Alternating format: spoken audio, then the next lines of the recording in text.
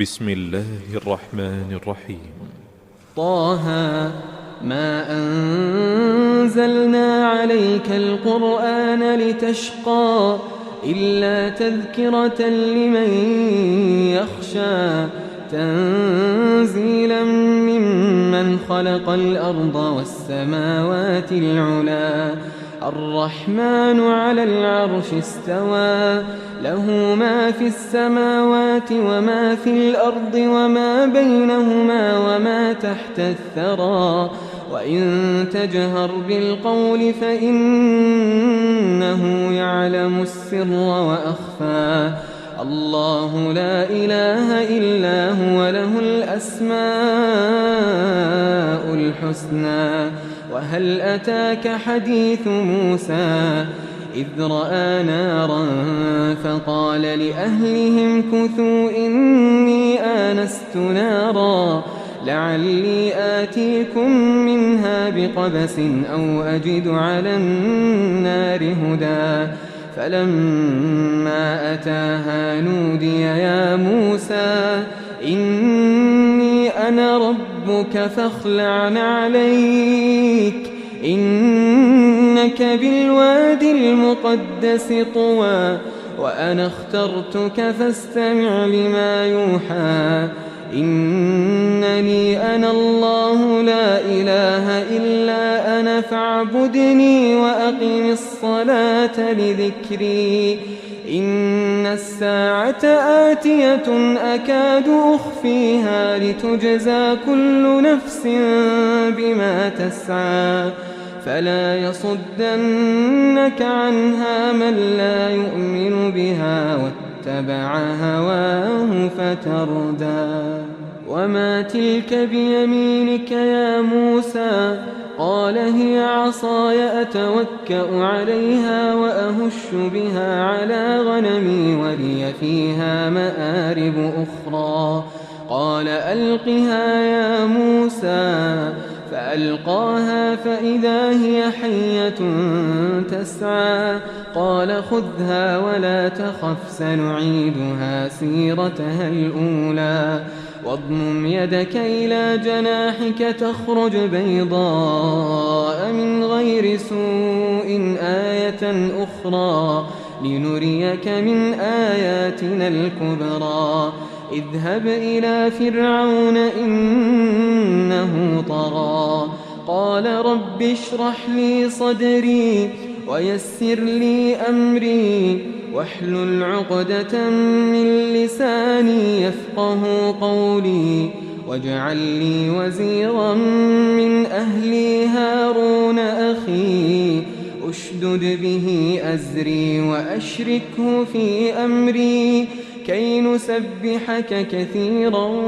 ونذكرك كثيرا إنك كنت بنا بصيرا قال قد أوتيت سؤلك يا موسى ولقد مننا عليك مرة أخرى إذ أوحينا إلى أمك ما يوحى أن اقذفيه في التابوت فاقذفيه في اليم فليلقه اليم بالساحل يأخذه عدو لي وعدو له وألقيت عليك محبة مني ولتصنع على عيني إذ تمشي أختك فتقول هل أدلكم على من يكفله فرجعناك إلى أمك كي تقر عينها ولا تحزن وقتلت نفسا فنجيناك من الغم وفتناك فتونا فلبثت سنين في أهل مدين ثم جئت على قدري يا موسى واصطنعتك لنفسي اذهب أنت وأخوك بآياتي ولا تنيا في ذكري اذهبا إلى فرعون إنه طغى فقولا له قولا لينا لعله يتذكر أو يخشى قالا ربنا إننا نخاف أن يفرط يفرط علينا أو أن يطغى قال لا تخافا إنني معكما أسمع وأرى فأتياه فقولا إنا رسولا ربك فأرسل معنا بني إسرائيل ولا تعذبهم قد جئناك بآية من ربك والسلام على من اتبع الهدى إنا قد أوحي إلينا أن العذاب على من كذب وتولى قال فمن ربكما يا موسى قال ربنا الذي أعطى كل شيء خلقه ثم هدى قال فما بال القرون الأولى قال علمها عند ربي في كتاب لا يضل ربي ولا ينسى الذي جعل لكم الأرض مهدا وسلك لكم فيها سبلا وأنزل من السماء ماء فأخرجنا به أزواجا من نبات شتى كلوا وارعوا أنعامكم إن في ذلك لآيات لأولي النهى منها خلقناكم وفيها نعيدكم ومنها نخرجكم تارة أخرى ولقد أريناه آياتنا كلها فكذب وأبى قال أجئتنا لتخرجنا من أرضنا بسحرك يا موسى فلنأتينك بسحر مثله فاجعل بيننا وبينك موعدا لا نخلفه نحن ولا أنت مكانا سوى قال موعدكم يوم الزينة وأن يحشر الناس ضحى فتولى فرعون فجمع كيده ثم أتى قال لهم موسى ويلكم لا تفتروا على الله كذبا فيسحتكم بعذاب وقد خاب من افترى فتنازعوا أمرهم بينهم وأسروا النجوى قالوا إن هذان لساحران يريدان أن يخرجاكم من أرضكم بسحرهما ويذهبا بطريقتكم المثلى فأجمعوا كيدكم ثم أتوا صفا وقد أفلح اليوم من استعلى قالوا يا موسى إما أن تلقي وإما أن نكون أول من ألقى قال بل ألقوا فإذا حبالهم وعصيهم يخيل إليه من سحرهم أنها تسعى فأوجس في نفسه خيفة موسى قلنا لا تخف إنك أنت الأعلى وألق ما في يمينك تلقف ما صنعوا إنما صنعوا كيد ساحر ولا يفلح الساحر حيث أتى فألقي السحرة سجدا قالوا آمنا برب هارون وموسى قال آمنتم له قبل أن آذن لكم إنه لكبيركم الذي علمكم السحر فلأقطعن أيديكم وأرجلكم من خلاف ولأصلبنكم في جذوع النخل ولتعلمن أينا أشد عذابا وأبقى قالوا لن نؤثرك على ما جاءنا من البينات والذي فطرنا فاقض ما أنت قاض إنما تقضي هذه الحياة الدنيا إنا آمنا بربنا ليغفر لنا خطايانا وما أكرهتنا عليه من السحر والله خير وأبقى إنه من يأت ربه مجرما فإن له جهنم لا يموت فيها ولا يحيا ومن يأته مؤمنا قد عمل الصالحات فأولئك لهم الدرجات العلى جنات عدن تجري من تحتها الأنهار خالدين فيها وذلك جزاء من تزكى ولقد أوحينا إلى موسى أن أسر بعبادي فاضرب لهم طريقا في البحر يبسا لا تخاف دركا ولا تخشى فأتبعهم فرعون بجنوده فغشيهم من اليم ما غشيهم وأضل فرعون قومه وما هدى يا بني إسرائيل قد أنجيناكم من عدوكم وواعدناكم جانب الطور الأيمن ونزلنا عليكم المن والسلوى كلوا من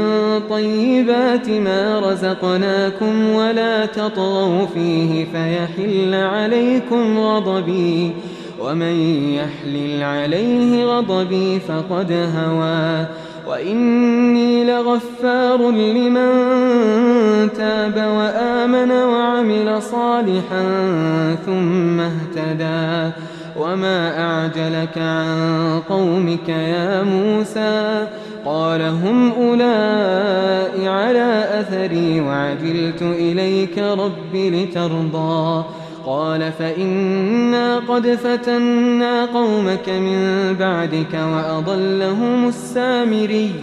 فرجع موسى إلى قومه غضبان أسفا قال يا قوم ألم يعدكم ربكم وعدا حسنا أفطال عليكم العهد أم أردتم أن يحل عليكم غضب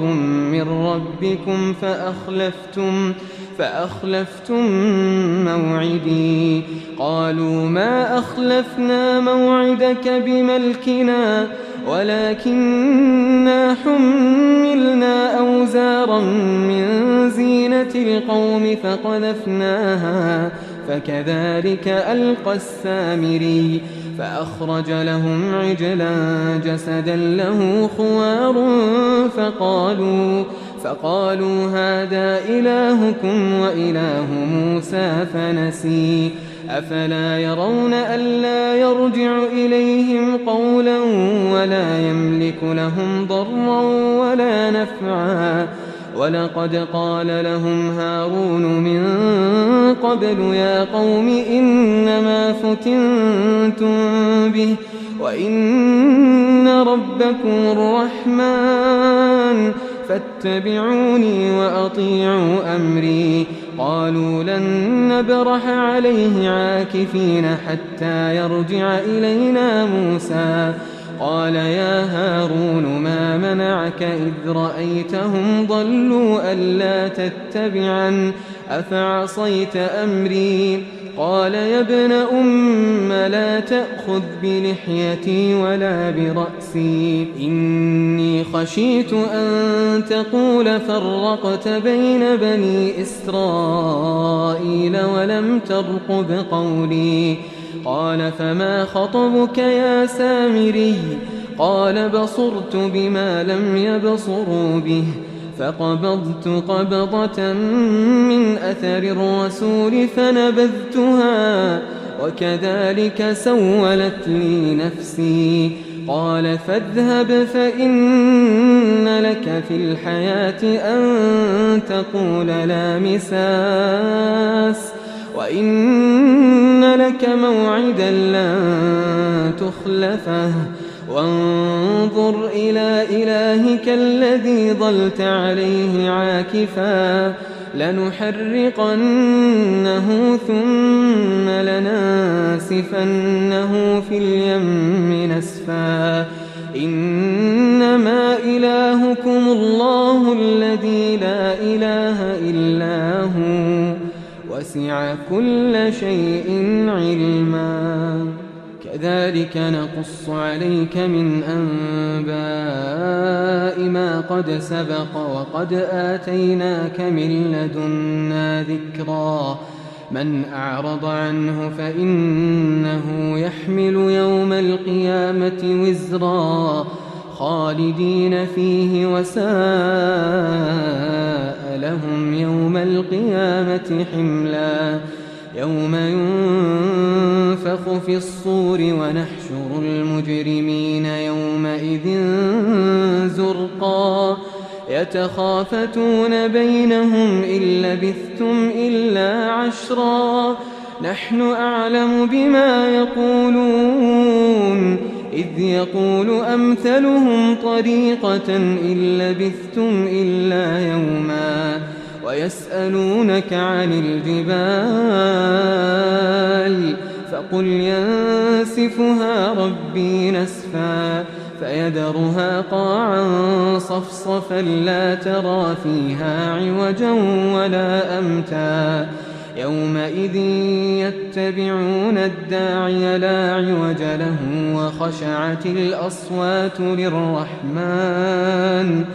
وخشعت الأصوات للرحمن فلا تسمع إلا همسا يومئذ لا تنفع الشفاعة إلا من أذن له الرحمن ورضي له قولا يعلم ما بين أيديهم وما خلفهم ولا يحيطون به علما وعنت الوجوه للحي القيوم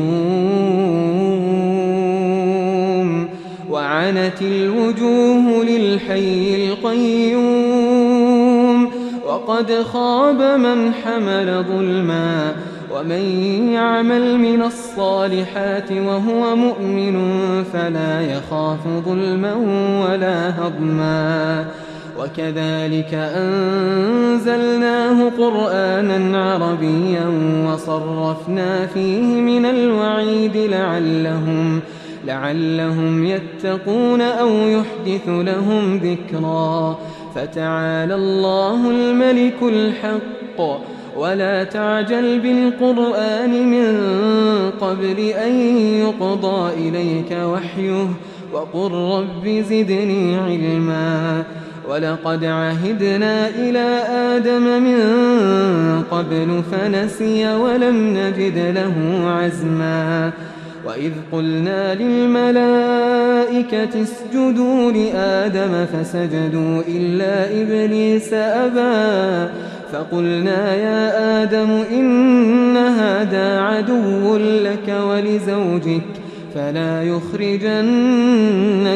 من الجنة فتشقى إن لك ألا تجوع فيها ولا تعرى وأنك لا تظمأ فيها ولا تضحى فوسوس إليه الشيطان قال يا آدم هل أدلك على شجرة الخلد وملك لا يبلى فأكلا منها فبدت لهما سوآتهما وطفقا يخصفان عليهما من ورق الجنة وعصى آدم ربه فغوى ثم اجتباه ربه فتاب عليه وهدى قال اهبطا منها جميعا بعضكم لبعض عدو فإما يأتينكم مني هدى فمن اتبع هداي فلا يضل ولا يشقى ومن أعرض عن ذكري فإن له معيشة ضنكا ونحشره يوم القيامة أعمى قال رب لم حشرتني أعمى وقد كنت بصيرا قال كذلك أتتك آياتنا فنسيتها وكذلك اليوم تنسى وكذلك نجزي من أسرف ولم يؤمن بآيات ربه ولعذاب الآخرة أشد وأبقى أفلم يهد لهم كم أهلكنا قبلهم من القرون يمشون في مساكنهم إن في ذلك لآيات لأولي النهى ولولا كلمة سبقت من ربك لكان لزاما وأجل مسمى فاصبر على ما يقولون وسبح بحمد ربك قبل طلوع الشمس وقبل غروبها ومن آناء الليل فسبح وأطراف النهار لعلك ترضى ولا تمدن عينيك إلى ما متعنا به أزواجا منهم زهرة الحياة الدنيا لنفتنهم فيه ورزق ربك خير وأبقى وأمر أهلك بالصلاة واصطبر عليها لا نسألك رزقا نحن نرزقك والعاقبة للتقوى وقالوا لولا يأتينا بآية من ربه أولم تأتهم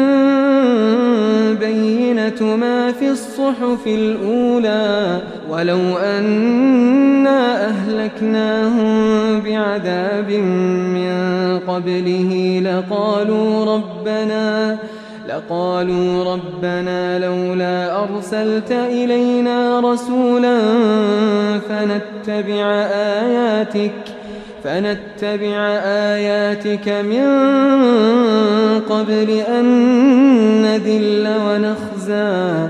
قل كل متربص فتربصوا فستعلمون من أصحاب الصراط السوي ومن اهتدى.